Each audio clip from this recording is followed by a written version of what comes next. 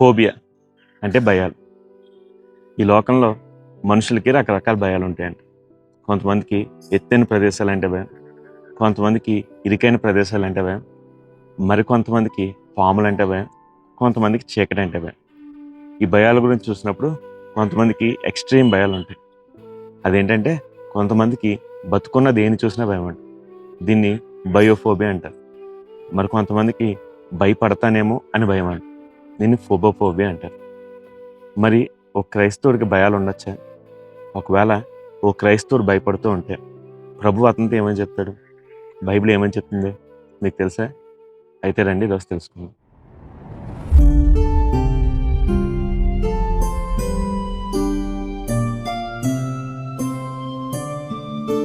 Praise the lord.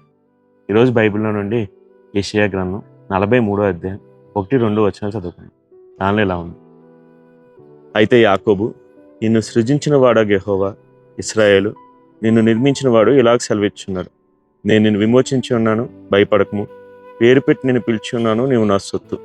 నీవు జలముల్లో బడి దాటినప్పుడు నేను నీకు తోడైందును, నదుల్లో బడి వెళ్ళినప్పుడు అవి నీ మీద పొర్లిపారవు.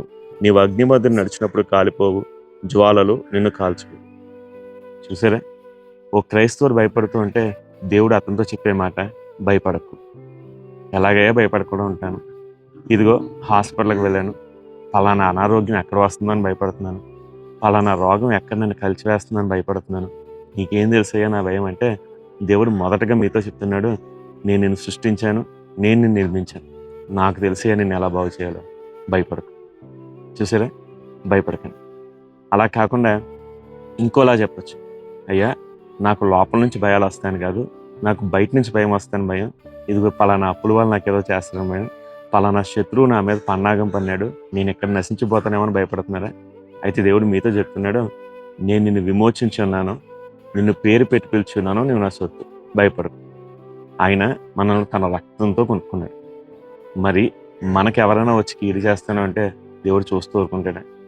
భయపడొద్దు అని చెప్తున్నాడు. కాబట్టి భయపడకండి. ఇలా కాదండి, అనారోగ్య భయం కాదు, శత్రువులు వచ్చేదో కీడు చేస్తారని కాదు, నేను ఆల్రెడీ శ్రమలోనే ఉన్నాను, ఈ శ్రమలో ఎక్కడ నశించిపోతానేమో అని భయంగా ఉంది అంటే దేవుడు మీతో చెప్తున్న మాట ఏంటంటే, ఇదిగో నువ్వు జలముల్లో బడి వెళ్ళినా సరే అవి నీ మీద పొర్లిపారవు, నీవు అగ్ని మధ్య నడిచినా సరే అది నిన్ను కాల్చదు అని చెప్పి. శ్రమలు రావని కాదు, శ్రమల గుండా మనం వెళ్ళమని కాదు, కానీ మనం శ్రమల్లో వెళ్ళినా సరే దేవుడు మనకు తోడుగా ఉంటాడని తెలుసు కదా. ఎర్ర సముద్రం మధ్య నడిపించిన దేవుడు, షద్రక్ మోషక్ అబేద్నెగోలను అగ్ని మధ్యని కాపాడిన దేవుడు.